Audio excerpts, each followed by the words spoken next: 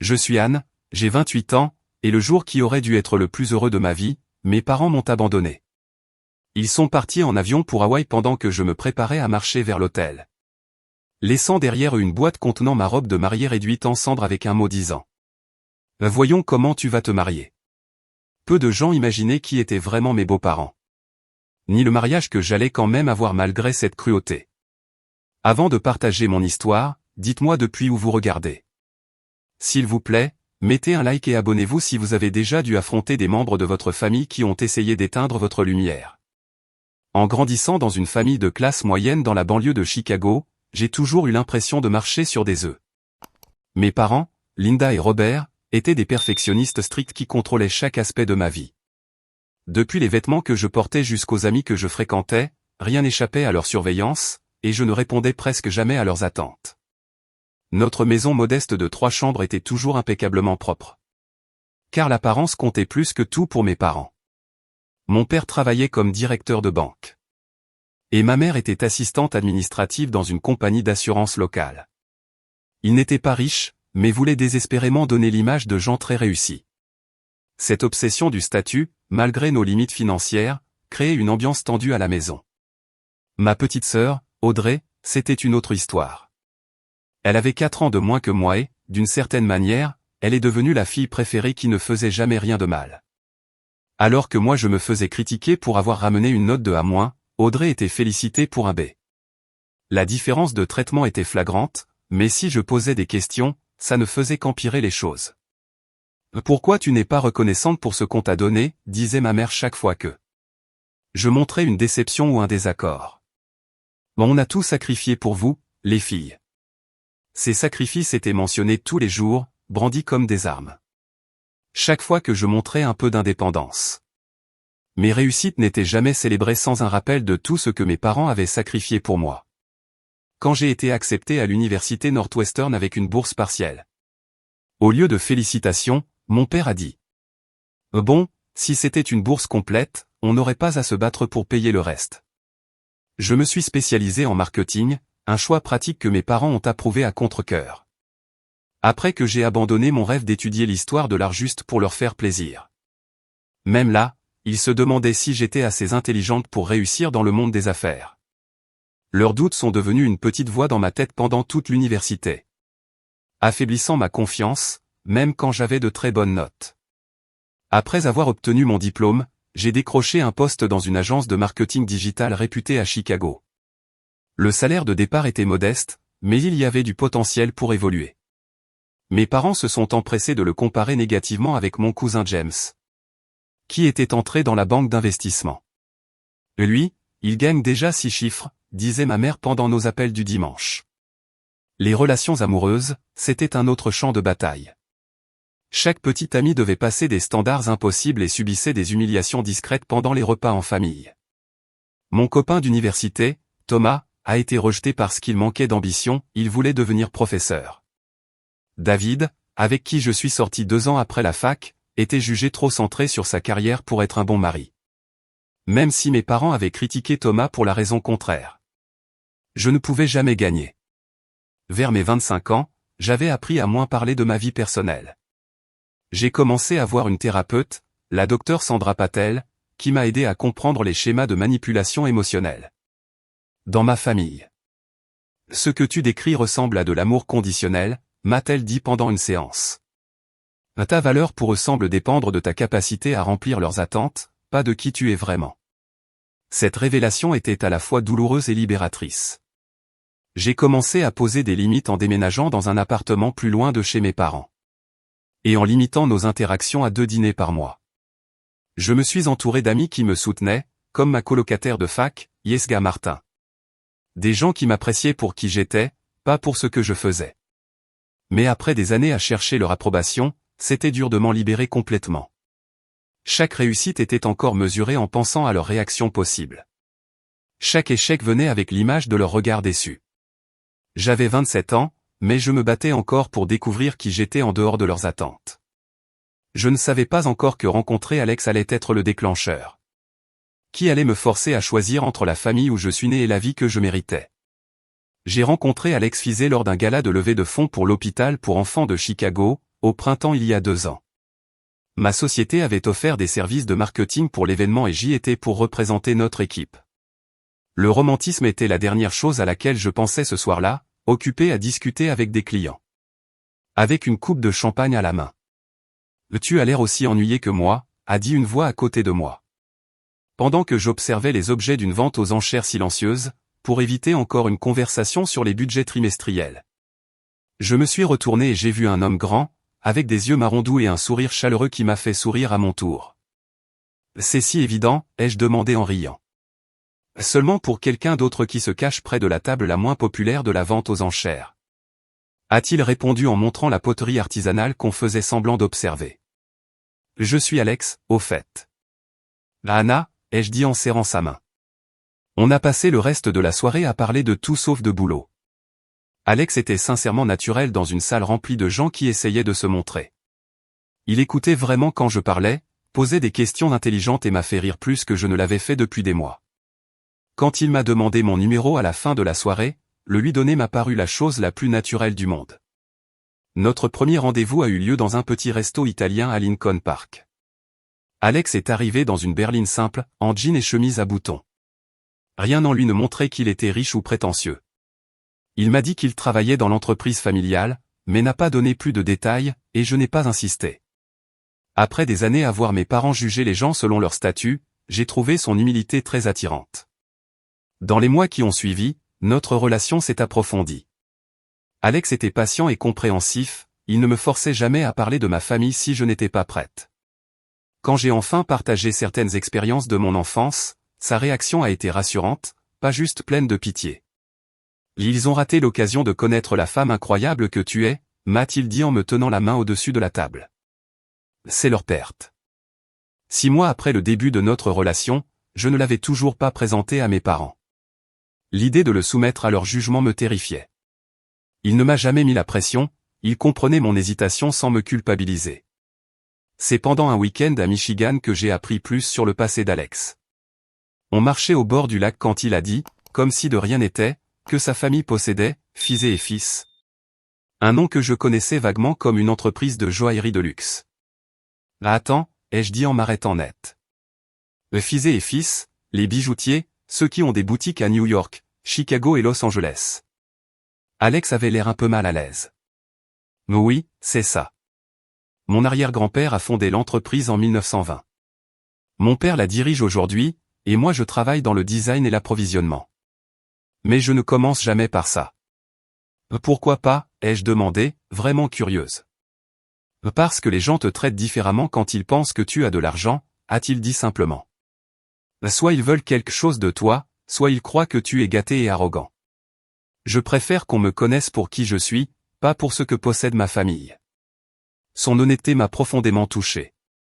Voici un homme qui aurait pu utiliser le nom de sa famille pour impressionner. Mais qui avait choisi de vivre modestement et d'être jugé sur ses propres mérites. Ça m'a fait l'aimer encore plus. Finalement, je n'ai plus pu éviter de présenter Alex à mes parents. On sortait ensemble depuis presque 1 an et il m'avait invité à rencontrer sa famille, qui avait été chaleureuse et accueillante. À contre-cœur, j'ai organisé un dîner chez mes parents, en préparant Alex du mieux que je pouvais à leur comportement probable. La soirée a été aussi gênante que je le redoutais. Mes parents ont été froidement polis, interrogeant Alex sur son travail et ses projets d'avenir avec un scepticisme à peine dissimulé. Quand il a mentionné qu'il travaillait dans l'entreprise de joaillerie familiale. Mon père a supposé qu'il était vendeur en boutique et a fait un commentaire méprisant sur les métiers de la vente au détail. Alex ne l'a pas corrigé, il s'est contenté de dire qu'il aimait l'aspect artisanal du métier. Dans la voiture, sur le chemin du retour, je me suis excusé à plusieurs reprises. Je suis vraiment désolé pour mes parents. Ils ont été horribles. Alex s'est penché vers moi et a serré ma main. Anne, tu n'as pas à t'excuser. Tu n'es pas responsable de leur comportement. Et puis, leur opinion sur moi ne change rien à ce que je ressens pour toi. 18 mois après le début de notre relation. Pendant un dîner privé sur le toit-terrasse du musée des Beaux-Arts, Alex s'est agenouillé et m'a demandé en mariage. Avec une bague incroyable qu'il avait lui-même dessinée. Elle avait un diamant taille émeraude monté sur du platine, avec de petits saphirs ma pierre de naissance incrustés sur l'anneau. Anne, Tu m'as appris ce que ça veut dire être courageuse et rester fidèle à toi-même malgré tous les obstacles. Je veux passer ma vie à soutenir tes rêves comme tu as soutenu les miens. Tu veux m'épouser? Les larmes aux yeux, j'ai dit oui, sans hésiter. C'était un moment parfait, encore plus spécial grâce à l'attention et aux détails qu'il avait mis dans cette bague qui me ressemblait. Le lendemain, quand j'ai appelé mes parents pour leur annoncer la nouvelle, leur réaction a été tiède, au mieux. « Bon, je suppose qu'on doit te féliciter », a dit ma mère sans enthousiasme. « Même si tu le connais seulement depuis 1 an et demi, ça semble un peu précipité. » Mon père a été plus direct. « J'espère qu'il a de meilleures perspectives de carrière que le commerce de détail s'il compte faire vivre une famille. » Ils ont parlé d'argent, de contrat prénuptial. Leur réaction m'a blessé, mais ne m'a pas surprise. J'avais appris à m'attendre à leur déception. Mais cette fois, je refusais de laisser ça gâcher mon bonheur. Alex et moi étions en train de construire quelque chose de magnifique ensemble, avec ou sans leur bénédiction. Les mois qui ont suivi nos fiançailles auraient dû être pleins de joie. Mais à la place, c'était une gestion constante des drames familiaux. Alex et moi voulions un mariage élégant mais intime, avec une centaine d'invités au jardin botanique de Chicago. On voulait quelque chose de significatif, qui reflète nos personnalités. Pas une démonstration extravagante. Quand les parents d'Alex, Catherine et James Fizet, ont proposé de payer le mariage en guise de cadeau, j'ai été touché par leur générosité. « Tu fais partie de la famille maintenant », m'a dit Catherine chaleureusement. « Laisse-nous faire ça pour vous deux. » Mais mes parents ont vu cette offre comme une insulte. « On peut contribuer au mariage de notre propre fille », a insisté mon père pendant un dîner tendu. Malgré leurs moyens financiers plus limités. La fierté prenait le pas sur la logique. « Papa, les Fizet veulent faire ça pour nous, pas parce qu'ils pensent que tu ne peux pas le faire. » Ai-je essayé d'expliquer pour calmer la situation. « Donc maintenant tu as honte de nous », a coupé ma mère. « Tu as honte de d'où tu viens. » Peu importe la façon délicate dont je menais ces conversations. Mes parents trouvaient toujours une façon de se sentir rabaissés. Quand on a choisi le lieu, ils se sont plaints que c'était trop chic. Quand on a choisi le menu, ils ont demandé pourquoi on avait besoin d'un repas aussi exotique. Qu'un dîner classique suffisait. Chaque décision devenait un champ de bataille. J'ai essayé d'impliquer ma mère dans le choix de la robe, en espérant que ce soit un moment complice entre nous. On a visité une boutique de robes de mariée de luxe où je suis tombée amoureuse d'une robe classique en A, avec de délicates perles brodées. Et 10 000 $ pour une robe que tu vas porter une seule fois. A crié ma mère assez fort pour que toutes les autres clientes l'entendent. C'est indécent, Anne. Je t'ai mieux élevé que ça. En réalité, la robe était en promotion car c'était un modèle d'une ancienne saison. Et Catherine m'avait dit en privé de ne pas m'inquiéter du prix. Mais la réaction de ma mère m'a fait pleurer dans la cabine d'essayage. On devrait peut-être aller dans un magasin plus abordable, ai-je proposé pour sauver la situation. À quoi bon, a-t-elle répondu. De toute façon, tu préfères la vie de Catherine au mien. Au contraire, faire du shopping avec Catherine le week-end suivant a été une expérience joyeuse. Elle était à l'écoute sans être envahissante, honnête sans être méchante. Quand j'ai enfin dit oui à la robe que j'aimais, elle m'a prise dans ses bras et m'a dit « Tu es absolument magnifique, Anne. Alex ne pourra pas te quitter des yeux. » À mesure que le mariage approchait, le contraste entre mes parents et les Fizet devenait de plus en plus évident. Mes futurs beaux-parents nous invitaient à dîner en famille, demandaient nos préférences et respectaient nos décisions. Ils étaient riches, mais sans arrogance, réussis mais humbles. La tension a atteint son sommet pendant le dîner de répétition organisé par les Fizet dans un restaurant chic avec vue sur le lac Michigan. Ils avaient réservé une salle privée avec des menus personnalisés et des détails attentionnés. Comme des photos encadrées d'Alex et moi au fil de notre relation. Pendant son discours, le père d'Alex a parlé chaleureusement de m'accueillir dans leur famille. Et de la joie de voir son fils si heureux. Quand ce fut le tour de mon père, il a fait un discours rempli de compliments empoisonnés. Anne a toujours été une fille avec de grands rêves, a-t-il dit en levant son verre. Parfois trop grand pour son propre bien. Mais je suppose que cette fois, ses ambitions ont porté leurs fruits. Il a regardé Alex droit dans les yeux. Et il est clair qu'elle est bien tombée. L'insinuation que j'étais avec Alex pour son argent flottait dans l'air. J'ai senti mes joues brûler de honte pendant que le silence s'installait. Alex a serré ma main sous la table. Son soutien silencieux était la seule chose qui m'a empêché de m'effondrer. Plus tard dans la soirée, je suis allé confronter mes parents dans leur chambre d'hôtel. Ah, comment avez-vous pu dire ça? Vous croyez vraiment que je suis avec Alex pour son argent? Je ne savais même pas pour son entreprise familiale quand je l'ai rencontré. On est juste inquiet pour toi, a répondu ma mère sur la défensive. Tu as toujours été impulsive. On ne veut pas que tu sois emporté par tout ça, a dit mon père en faisant un geste vague. Probablement pour parler de la richesse des Fizet. J'ai 28 ans, je ne suis plus une enfant. Je me marie avec Alex parce que je l'aime. Il me respecte et me soutient, ce qui est plus que je peux dire de vous deux en ce moment. Fais attention à tonton, a prévenu mon père. On reste tes parents. Alors comportez-vous comme tel, ai-je répondu, la voix tremblante. Demain, c'est censé être le plus beau jour de ma vie. Tout ce que je veux, c'est que vous soyez heureux pour moi. Est-ce que c'est trop demandé? Ils n'ont pas répondu clairement, mais ma mère m'a serré dans ses bras, de manière rigide, avant que je parte. Dors un peu, a-t-elle dit. Tout ira mieux demain matin. Je suis retourné dans ma chambre d'hôtel, épuisé émotionnellement. Mais pleine d'espoir que peut-être on avait apaisé les choses. Peut-être que demain serait différent. Peut-être qu'ils mettraient enfin leur rancune de côté et seraient présents pour l'un des jours les plus importants de ma vie. Je n'avais aucune idée qu'au matin, ils seraient déjà en route pour Hawaï, laissant la destruction derrière eux. Je me suis réveillé tôt le jour de mon mariage, partagé entre excitation et nervosité, incapable de dormir. La suite que j'avais réservée au faux randonnée sur le lac Michigan, et le lever de soleil de juin projetait une lumière dorée sur l'eau, un signe de bon augure. Aujourd'hui, j'allais épouser l'homme que j'aimais, entouré d'amis et de ma famille. Malgré les tensions avec mes parents, j'étais décidé à me concentrer sur la joie de cette journée. Mon téléphone a sonné juste quand je me servais ma première tasse de café. En voyant le nom de ma sœur s'afficher, j'ai répondu joyeusement, « Bonjour. Tu arrives bientôt? Le coiffeur sera là dans 1 heure. » Il y a eu un silence avant qu'Audrey parle, avec une voix étrangement hésitante.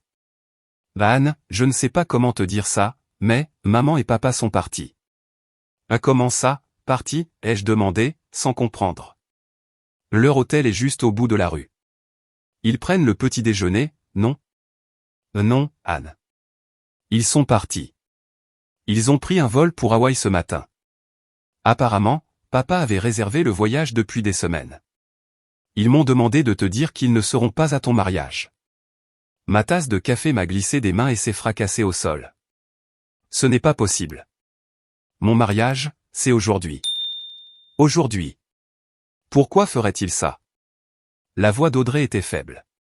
Maman a dit que tu as choisi de te ranger du côté de sa famille au lieu de la nôtre. Papa a dit que tu devais apprendre une leçon sur la loyauté. Elle a fait une pause. Il y a autre chose. Ils ont laissé un colis dans ton appartement. Le gardien de l'immeuble m'a appelé car il ne pouvait pas te joindre. Il a dit que papa avait insisté pour que tu le reçoives ce matin. Le monde s'est mis à tourner. Mes parents m'avaient abandonné le jour de mon mariage, pas à cause d'une urgence ou d'une maladie. Mais volontairement, pour me punir d'une soi-disant trahison. J'avais du mal à respirer alors que la réalité m'envahissait. Quand mes demoiselles d'honneur sont arrivées, j'étais assise par terre dans la salle de bain, en larmes. Ma meilleure amie, Yes, a pris les choses en main, elle a envoyé quelqu'un à mon appartement récupérer le fameux colis. Pendant que les autres essayaient de me réconforter. Ils ont toujours été durs, je sais, mais je n'aurais jamais cru qu'ils feraient ça, ai-je dit. Ah, comment ont-ils pu partir comme ça? Qu'est-ce que je vais dire à tout le monde? Qui va me conduire à l'hôtel? Catherine est arrivée peu après, m'enveloppant immédiatement dans un câlin maternel qui m'a fait pleurer encore plus fort. Oh Anne, je suis tellement désolée, a-t-elle dit en me serrant fort. Mais écoute-moi, Alex t'aime. Nous t'aimons, et ce mariage va avoir lieu, avec ou sans tes parents. Le colis de mon appartement est arrivé pendant que la maquilleuse essayait de sauver mes yeux gonflés par les pleurs. C'était une grande boîte, emballée dans du papier craft, avec mon prénom écrit dans l'écriture de mon père. « Tu veux que je l'ouvre ?» proposa Jess, clairement inquiète de ce qu'il y avait dedans. « Je n'ai pas besoin de voir », ai-je insisté. Mais une boule d'angoisse me rongeait l'estomac. Rien ne pouvait me préparer à ce qu'il y avait dans cette boîte. À l'intérieur, il y avait ma robe de mariée, celle que j'avais achetée avec tant de soin, maintenant réduite à une ruine partiellement brûlée. La délicate broderie de perles était fondue, la soie noircie sur les bords. Plantée dans ce qu'il restait du corsage, il y avait une note écrite à la main. Voyons comment tu vas te marier maintenant. Peut-être que la prochaine fois, tu te souviendras où doivent aller tes loyautés. Un souffle choqué parcourut la pièce. La main de Catherine se porta à sa bouche, horrifiée. Yes murmura quelque chose. La maquilleuse resta figée, son pinceau en l'air. Ils ont brûlé ma robe de mariée. Ai-je chuchoté. Le choc a fait place à une douleur qui m'a traversé jusqu'aux os. Ils avaient réellement détruit ma robe pour m'empêcher de me marier. La cruauté de leur geste était inimaginable. Ce n'était pas juste de la désapprobation ou une absence. C'était une tentative directe de saboter l'un des jours les plus importants de ma vie. Quelque chose en moi s'est brisé. Un changement profond dans la façon dont je voyais mes parents et ma relation avec eux. Comme si elle lisait dans mes pensées, Catherine s'est agenouillée à mes côtés. Anne, écoute-moi. C'est horrible, impardonnable, mais ça n'arrêtera pas ce qui va se passer aujourd'hui. J'ai une idée. Elle a passé un appel rapide à son amie Diane, propriétaire d'une boutique de luxe au centre-ville de Chicago. En 1 heure, une sélection de robes de mariée de créateurs à ma taille était livrée dans la suite de l'hôtel. Parmi elles, une création splendide de Vera Wang qui m'allait comme si elle avait été faite pour moi. Il n'a fallu que quelques ajustements, que la couturière de la boutique a réalisé sur place.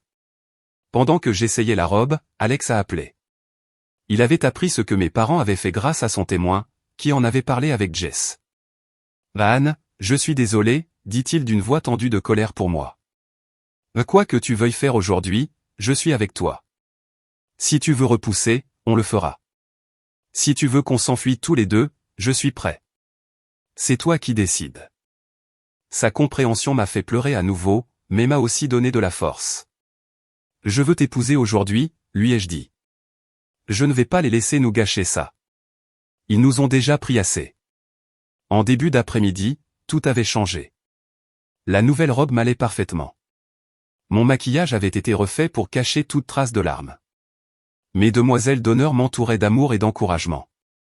Mais alors qu'on se préparait à aller au jardin botanique, une nouvelle question m'est venue. Et qui va me conduire à l'hôtel, ai-je demandé, la gorge serrée. Catherine m'a donné la réponse. James serait honoré de le faire, mais seulement si tu es d'accord, Anne. Ce geste m'a profondément touché. Le père d'Alex m'avait montré plus de respect et de gentillesse en 2 ans que le mien en 28 ans. Je serai reconnaissante, ai-je répondu. À notre arrivée sur le lieu de la cérémonie, la coordinatrice du mariage est venue vers moi, inquiète. J'essaie de joindre vos parents. Ils devaient faire partie du cortège. Il y a eu un changement de programme, ai-je dit simplement. Sans vouloir raconter la douloureuse vérité à tout le monde. James Fizet me conduira à l'hôtel. Malgré le traumatisme du matin. Quand la musique a commencé et que je me suis tenu à l'entrée du jardin, le bras de James dans le mien. Un calme étonnant s'est installé en moi. Le chemin devant moi était bordé de fleurs et de visages souriants. Au bout, Alex m'attendait, les yeux remplis d'amour. Prête, murmura James. J'ai pris une grande respiration et j'ai hoché la tête. Oui, je suis prête. Malgré le chagrin du matin, mon mariage a été tout ce que j'avais pu espérer. Le jardin botanique de Chicago était en pleine floraison estivale. Formant une cathédrale naturelle de fleurs et de verdure. Pendant que le quatuor à cordes jouait le canon de Pachelbel. J'ai avancé vers l'hôtel au bras de James, les yeux fixés sur Alex. Qui m'attendait sous une arche de roses blanches et de lierre. L'absence de mes parents avait laissé un vide dans mon cœur. Mais il a vite été comblé par la chaleur sincère de tous ceux qui étaient présents. Les amis et familles des 2 côtés se sont levés à mon passage. Leurs visages rayonnant de bonheur pour nous, et non de pitié pour ma situation. J'avais décidé de ne pas révéler toute la vérité sur les actions de mes parents à la majorité des invités. Me contentant de dire qu'il y avait eu une urgence familiale. Quand James a mis ma main dans celle d'Alex. Il a ajouté un geste non prévu, il a embrassé ma joue et a chuchoté. Nous sommes très fiers que tu rejoignes notre famille. La sincérité de ces mots a réparé quelque chose de cassé en moi. La cérémonie en elle-même a été brève mais significative. Nous avions écrit nos propres vœux, et la voix d'Alex était ferme. Quand il a promis d'être à mes côtés face à tous les défis de la vie. Tu m'as montré ce qu'est la vraie force, a-t-il dit sans quitter mes yeux. Je promets d'être ton partenaire, ton soutien et ton refuge, aujourd'hui et pour toujours. Quand ce fut mon tour, ma voix a tremblé légèrement. Alex, tu m'as appris que l'amour ne doit pas avoir de conditions ni d'attente. Tu m'acceptes complètement tel que je suis. Je promets de chérir ce cadeau et de te le rendre chaque jour de notre vie ensemble. Pendant qu'on échangeait les alliances et qu'on nous déclarait mari et femme, un sentiment de paix m'a envahi.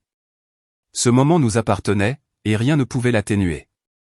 Pas même la tentative cruelle de mes parents de saboter notre journée. La réception a eu lieu dans le pavillon de verre du jardin, transformé avec des guirlandes lumineuses. Et des centres de table faits de roses anciennes et de fleurs sauvages. Pendant l'heure du cocktail, de nombreux invités sont venus nous féliciter. Sans savoir le drame du matin ni que j'avais changé de robe. Tu es absolument magnifique, m'a dit Yes, mon ancienne colocataire d'université, en me prenant dans ses bras. Cette robe est encore plus belle que celle que tu m'avais montrée avant. J'ai souri sans corriger son erreur. Merci. Elle semble parfaite pour aujourd'hui. La traditionnelle danse père-fille a été remplacée par une danse spéciale avec James, qui avait demandé au groupe de jouer The Way You Look Tonight de Frank Sinatra.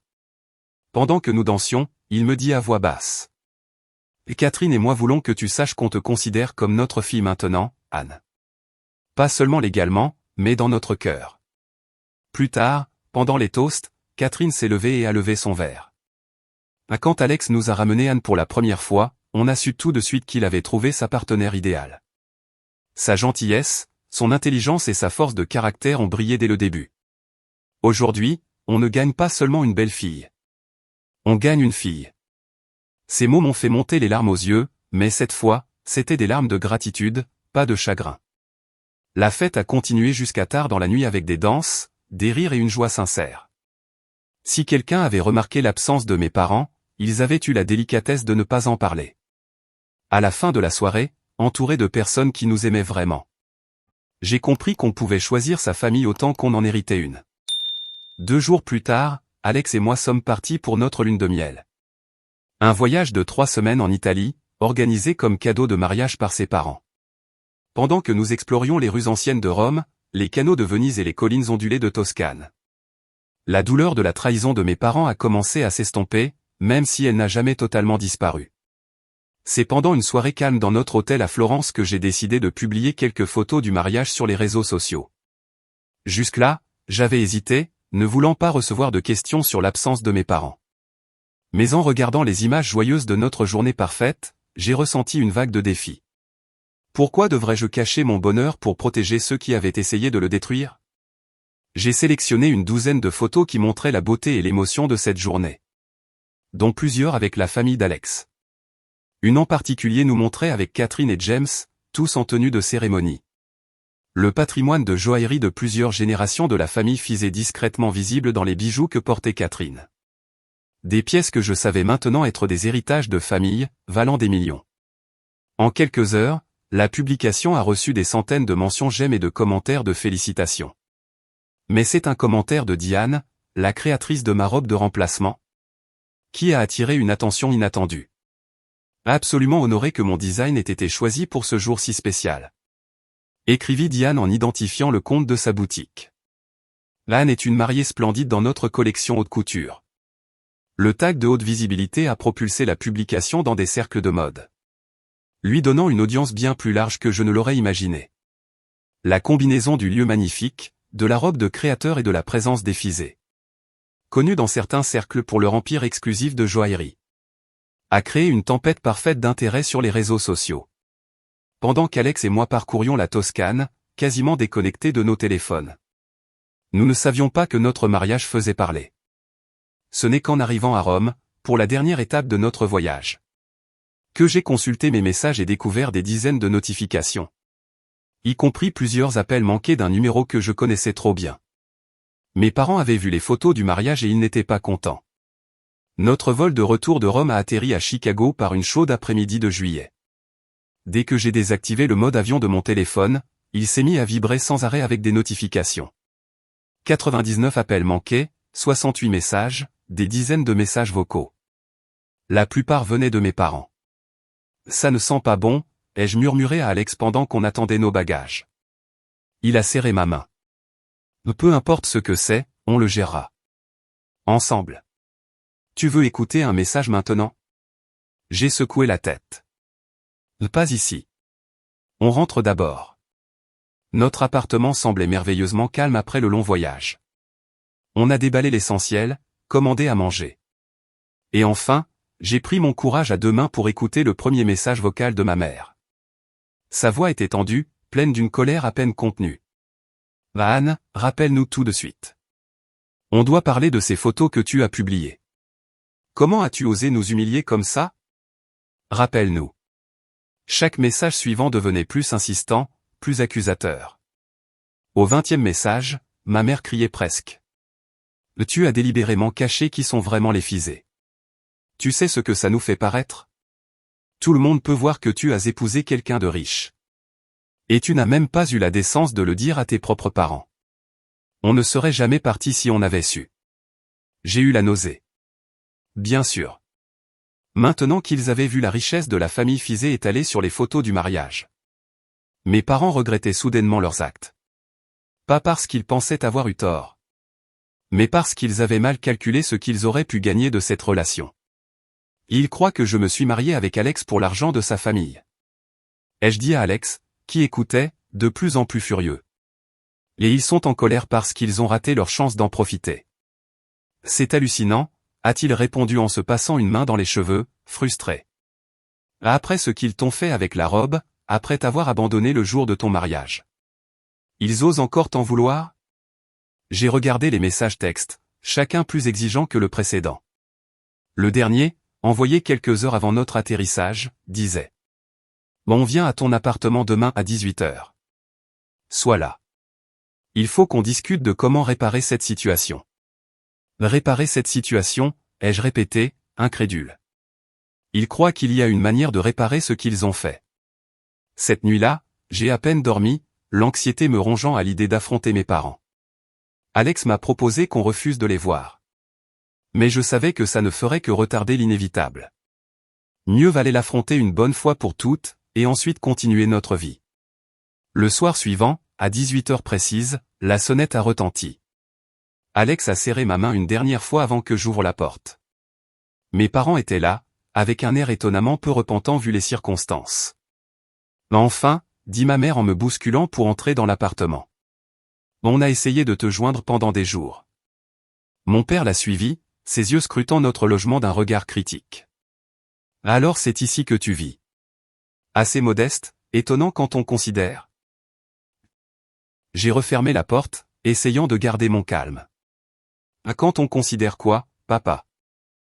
Quand on considère que tu t'es marié avec un membre de la famille Fizet, répondit-il franchement. Pourquoi nous as-tu caché qui ils sont vraiment? Tu pensais qu'on ne le découvrirait pas?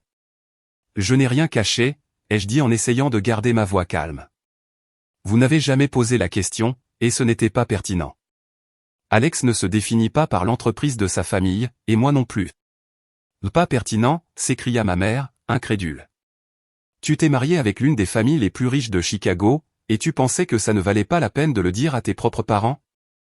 Alex fit un pas en avant. Avec tout le respect que je vous dois, monsieur et madame Bonnet, je pense que vous avez perdu le droit à toute explication après ce que vous avez fait le jour de notre mariage. Le visage de mon père s'assombrit. Cela ne te regarde pas, petit. C'est entre nous et notre fille. Au contraire, ça me regarde beaucoup, répondit Alex fermement. Vous avez abandonné ma femme le jour de notre mariage et détruit sa robe par rancune. Et maintenant, vous êtes ici chez nous à faire des reproches parce que vous avez découvert que ma famille a de l'argent. De l'argent qui, pour mémoire, n'a rien à voir avec la raison pour laquelle Anne et moi sommes tombés amoureux. Ma mère fit un geste de la main avec mépris. On a fait une erreur. C'est vrai, on était en colère, on a agi sur le coup. Mais les familles se pardonnent. Maintenant, il faut aller de l'avant. Présente-nous correctement aux Fizet. On devrait organiser une réception pour les deux familles. Inviter nos amis et nos proches qui ont manqué le mariage. Le culot me coupa la parole pendant un instant. Il n'était pas là pour s'excuser, mais pour voir comment profiter de mon mariage. Laisse-moi être sûr de bien comprendre, ai-je dit lentement. Vous m'avez abandonné le jour de mon mariage avec une note odieuse et ma robe détruite. Vous n'avez rien dit pendant des semaines. Puis vous avez vu des photos montrant que les Fizet sont riches, et soudain vous voulez faire semblant que tout va bien et organiser une fête? Ne sois pas dramatique, Anne, se moqua mon père. Tout le monde fait des erreurs. On a eu mal que tu sembles préférer leur famille à la nôtre. Mais maintenant, on comprend mieux la situation. La situation, ai-je répété. Tu veux dire que maintenant que vous savez que la famille d'Alex est riche, vous voulez revenir dans nos vies? Ça ne marche pas comme ça. On ne peut pas traiter les gens comme des déchets, puis s'attendre à être pardonné juste parce que ça pourrait vous rapporter quelque chose. Nous sommes tes parents, insista ma mère. La famille, c'est pour toujours. Les Fizet ont besoin de connaître ta vraie famille, pas seulement ta version des faits. Ma version? Ai-je dit, la gorge serrée. Il n'y a pas de version. Il y a des faits. Vous m'avez abandonné. Vous avez détruit ma robe de mariée. Vous avez laissé une note disant, je cite, « Voyons comment tu vas te marier maintenant ». Ce ne sont pas des interprétations. Ce sont des choses que vous avez faites. On ne savait pas que les Fizet allaient simplement acheter une autre robe, répliqua mon père. Si on avait su qui ils étaient. Et si vous aviez su qu'ils étaient riches, vous vous seriez comporté autrement, ai-je terminé à sa place. Ça rend les choses encore pires, pas meilleures. Ça montre que votre amour et votre soutien sont conditionnés non seulement à ce que je corresponde à vos attentes, mais aussi à ce que vous pouvez tirer de la relation.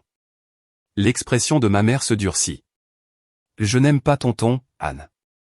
Après tout ce qu'on a fait pour toi. Et qu'avez-vous fait pour moi, exactement? L'ai-je coupé? Des années de critiques, de comparaisons humiliantes, à me faire sentir que je n'étais jamais assez bien.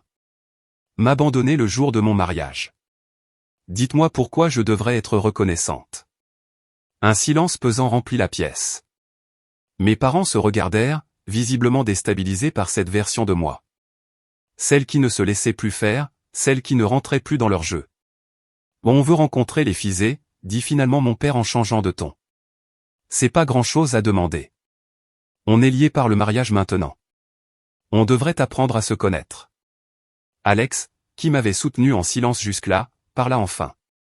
Mes parents savent ce que vous avez fait à Anne. Ils ont vu la robe.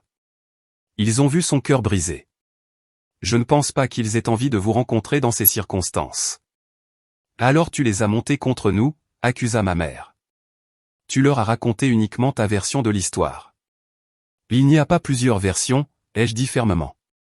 Seulement la vérité. Et la vérité, c'est que vous m'avez montré exactement qui vous êtes. Et ce que je représente vraiment pour vous. Je ne vais pas exposer les Fizet qui ne m'ont montré que gentillesse et acceptation. À votre dynamique familiale toxique. Le visage de mon père rougit de colère. Alors c'est comme ça que ça va être. Tu les choisis eux à la place de ta propre famille. Je me choisis moi-même, ai-je répondu. Peut-être pour la première fois de ma vie, je choisis de ne plus accepter un traitement blessant. De personne, pas même de mes parents. Surtout de mes parents, qui devraient m'aimer sans condition. Mais qui n'ont aimé que la version de moi qui leur servait. Très bien, cracha ma mère en attrapant son sac. Quand tu reviendras à la raison et que tu réaliseras ce que tu as jeté. Ne t'attends pas à ce qu'on t'accueille à bras ouverts. Il y a des conséquences à ce genre d'irrespect, Anne. Je suis très consciente des conséquences, ai-je murmuré. J'ai vécu avec les conséquences de votre amour conditionnel toute ma vie. C'est fini maintenant. Alors qu'il se dirigeait vers la porte, mon père se retourna. Ce n'est pas fini. Ta sœur est d'accord avec nous, au fait. Elle pense que tu as été complètement égoïste dans toute cette histoire. C'était une dernière tentative pour me blesser, me faire sentir seul. Mais je savais que c'était faux. Audrey m'avait envoyé un message privé après avoir vu les photos du mariage. S'excusant de ne pas s'être opposée à nos parents plus fermement. Et me félicitant pour mon mariage. Au revoir, papa, ai-je dit en tenant la porte ouverte. Maman, j'espère qu'un jour vous réfléchirez à vos actions et comprendrez pourquoi tout ça est arrivé. D'ici là, j'ai besoin de prendre de la distance avec cette relation. Après leur départ, je me suis effondré sur le canapé, épuisé émotionnellement. Mais étrangement en paix. Alex s'est assis à côté de moi et m'a prise dans ses bras.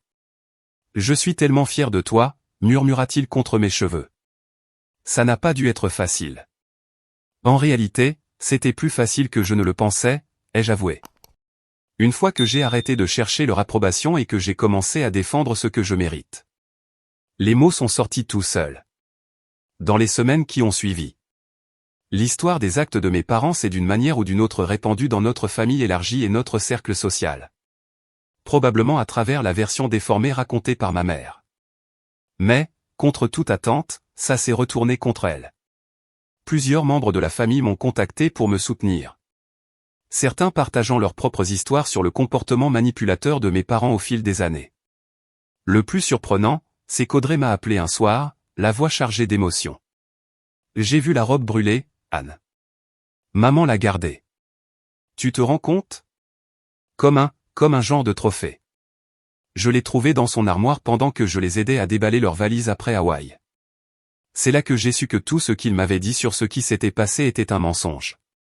Son soutien signifiait plus qu'elle ne pouvait l'imaginer. Pendant des années, nos parents s'étaient servis d'elle comme d'un levier entre nous, jouant sur les préférences pour nous empêcher de faire front ensemble. Mais maintenant, en voyant la vérité par elle-même, elle commençait enfin à se libérer, elle aussi, de leur manipulation. Alors que l'été se transformait en automne. Mes parents ont tenté de nous recontacter à plusieurs reprises, à chaque fois avec une approche différente. Parfois en colère et exigeant, parfois blessé et suppliant. Parfois en essayant d'utiliser d'autres membres de la famille comme intermédiaires. Mais Alex et moi sommes restés fermes sur nos limites, en insistant pour que toute relation future commence par une reconnaissance sincère de leurs actes et un engagement à changer. Cette reconnaissance n'est jamais venue. Les mois qui ont suivi notre confrontation avec mes parents ont été une période de profonde guérison et de croissance. Avec le soutien d'Alex et des séances régulières avec la docteure Patel. J'ai commencé à traiter les blessures profondes de mon enfance et le traumatisme récent de la trahison du jour du mariage. Ce que tes parents ont fait est une forme de violence émotionnelle, m'a expliqué la docteure Patel lors d'une séance. La robe brûlée était un acte symbolique de violence contre ton indépendance et ton bonheur. C'est normal de faire le deuil non seulement de ce qui s'est passé, mais aussi des parents que tu aurais mérité d'avoir, mais que tu n'as jamais eus. Cette perspective m'a aidé à comprendre les émotions complexes que je traversais. Tristesse et colère mêlées à un soulagement inattendu. Pour la première fois de ma vie, j'étais libéré de la pression constante de devoir gagner l'approbation de mes parents. Un combat que je réalisais maintenant avoir été conçu pour être perdu d'avance. Notre première saison des fêtes en tant que couple marié a apporté de nouveaux défis. Le repas de Thanksgiving chez les Fizet fut chaleureux et joyeux. Mais je n'ai pas pu m'empêcher de ressentir l'absence de ma propre famille, aussi imparfaite fut-elle. À Noël, j'ai reçu une carte de mes parents. Elle ne contenait aucune excuse, seulement une note brève suggérant de mettre le passé de côté, pour les fêtes. Je l'ai renvoyée sans même l'ouvrir. L'éloignement familial est plus courant qu'on ne le pense, m'a dit gentiment Catherine. Quand elle a remarqué mon air mélancolique pendant leur réunion de Noël. James n'a pas parlé à son père pendant les 15 dernières années de sa vie. C'était douloureux, mais nécessaire pour son bien-être. Parfois, ce qu'on peut faire de plus sain, c'est mettre de la distance avec ceux qui nous blessent. Même quand ce sont des proches, peut-être surtout quand ce sont eux. Sa compréhension a été un baume pour mon esprit. Les Fizet ne m'ont jamais poussé à me réconcilier avec mes parents pour faire bonne figure ou par tradition. Ils ont respecté ma décision et ont continué à m'accueillir pleinement dans leur famille. Sans jamais me faire sentir que je leur devais quoi que ce soit en retour. En janvier, j'ai reçu un email inattendu de ma sœur. Audrey avait quitté la maison de nos parents et avait pris un appartement avec une amie. Son premier vrai pas vers l'indépendance à 24 ans. Ils sont insupportables depuis que tout est arrivé, a-t-elle écrit. Papa a raté une promotion au travail et il rejette la faute sur le drame de ton mariage. Maman répète à tout le monde que tu as épousé Alex pour son argent et que tu l'as monté contre la famille. J'ai fini par leur dire qu'ils étaient ridicules et qu'ils avaient eux-mêmes créé cette situation. Ils ne m'ont pas parlé pendant 3 jours. Je crois que je commence à comprendre ce que tu as vécu toutes ces années. On a commencé à se voir pour prendre un café toutes les 2 ou 3 semaines. Reconstruisant notre relation sans l'ingérence de nos parents. C'était réparateur de me reconnecter avec la seule personne qui comprenait réellement la dynamique dans laquelle nous avions grandi. Même si elle l'avait vécu différemment, en tant que fille favorisée. Le printemps a apporté un nouveau bouleversement qui a mis ma résilience émotionnelle à l'épreuve. Je n'ai pas eu mes règles, et un test de grossesse maison a confirmé ce que je soupçonnais déjà. J'étais enceinte. La joie qu'Alex et moi avons ressentie a été accompagnée d'une nouvelle vague d'anxiété. Est-ce que je saurais être une bonne mère sans exemple positif? Mes propres blessures d'enfance allaient-elles m'empêcher d'élever un enfant de manière saine? Et sous ces inquiétudes, une question que je craignais presque de formuler. Devais-je permettre à mes parents de connaître leur petite fille? Avoir un enfant ne t'oblige pas à renouer avec tes parents, m'a rassuré la docteure Patel. Beaucoup de gens craignent de répéter les schémas qu'ils ont connus. Mais la prise de conscience est le premier pas pour briser ces cycles. Tu sais ce qui t'a fait mal dans l'éducation que tu as reçue. Ce qui veut dire que tu peux choisir, consciemment, une voie différente. À mesure que ma grossesse avançait, Catherine est devenue une source de soutien et de sagesse inattendue. Contrairement à ma mère, toujours critique et distante. Elle partageait ouvertement ses expériences, y compris ses erreurs et ses incertitudes. Aucun parent n'est parfait, Anne, m'a-t-elle dit un après-midi. Pendant que nous aménagions la chambre du bébé dans notre nouvelle maison. Une spacieuse maison de 3 chambres à Lincoln Park qu'Alex et moi avions achetée avec l'aide de sa famille. La différence, c'est de savoir admettre ses torts et réparer quand on se trompe. Tes parents n'ont jamais appris ça. Toi, si. Au 7e mois, j'ai écrit une lettre à ma fille à naître.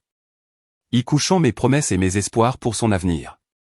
Je lui promettais de l'aimer sans condition. De la respecter comme individu. De soutenir ses rêves, même s'ils étaient différents de mes attentes. Je n'utiliserai jamais mon amour comme une arme ou une monnaie d'échange. J'ai scellé la lettre pour lui remettre un jour. Un contrat avec moi-même autant qu'un message pour elle. 2 semaines avant ma date d'accouchement, une enveloppe arriva avec l'adresse de mes parents en expéditeur. À l'intérieur, une carte nous félicitait pour le bébé. Des informations qu'ils avaient probablement obtenues par d'autres membres de la famille. Aucune excuse pour le passé, juste une déclaration disant qu'ils espéraient être présents dans la vie de leur petite fille. Après une réflexion attentive et de nombreuses discussions avec Alex, j'ai répondu avec une lettre brève mais ferme. Je ne suis pas prête à exposer ma fille au même amour conditionnel et à la même manipulation que j'ai subi en grandissant. Quand vous serez prêt à reconnaître vos actes et à respecter des limites claires, nous pourrons discuter de visites supervisées. D'ici là, cette porte reste fermée. C'était l'une des lettres les plus difficiles que j'ai jamais écrites. Mais aussi l'une des plus nécessaires. Devenir mère avait renforcé ma détermination à briser le cycle des dynamiques familiales toxiques. Même si cela signifiait garder mes distances avec mes propres parents. Lily Catherine Fizet est née un matin lumineux d'octobre. En parfaite santé, avec les yeux marrons d'Alex et mon menton obstiné. En la tenant dans mes bras, j'ai ressenti un amour si pur et inconditionnel que j'en ai pleuré. Voilà ce que la famille devrait être. Pas une quête sans fin d'approbation, mais un refuge d'acceptation et de soutien. Le chemin entre une robe de mariée brûlée et ce moment avait été douloureux. Mais profondément transformateur. J'avais perdu la famille dans laquelle j'étais né. Mais j'avais gagné une famille choisie. Qui m'a montré ce que l'amour sans condition signifie réellement. J'avais trouvé ma voie et posé mes limites. J'avais compris que parfois, la meilleure réponse aux relations toxiques, c'est de s'en éloigner. Même si la pression culturelle nous pousse à maintenir les liens coûte que coûte. Et surtout, j'avais découvert que la famille ne se définit pas par le sang. Mais par la manière dont on se traite les uns les autres. Par la sécurité et l'acceptation que l'on construit ensemble. Les Fizet m'ont accueilli sans réserve. Mais le vrai cadeau a été de trouver en moi la force de demander un meilleur traitement. Et le courage de m'éloigner quand je ne l'obtenais pas. Aujourd'hui, en regardant grandir ma fille, je suis reconnaissante pour les leçons douloureuses qui m'ont mené jusqu'à ce lieu de paix. L'héritage que je lui transmettrai ne sera pas fait de critiques ni d'amour conditionnel.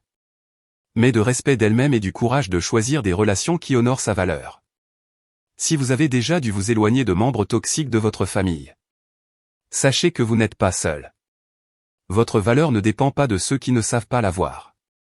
Parfois, le geste le plus aimant que l'on puisse faire pour soi-même, c'est de s'éloigner de ceux qui ne peuvent pas nous aimer comme on le mérite. Merci d'avoir écouté mon histoire. Si elle vous a touché, s'il vous plaît, mettez un j'aime et abonnez-vous pour soutenir cette chaîne. Partagez vos propres expériences en commentaire. Avez-vous déjà dû poser des limites avec votre famille? Qu'est-ce qui vous a aidé à traverser cette étape difficile? vos histoires comptent, et elles pourraient aider quelqu'un d'autre à se sentir moins seul dans son propre cheminement.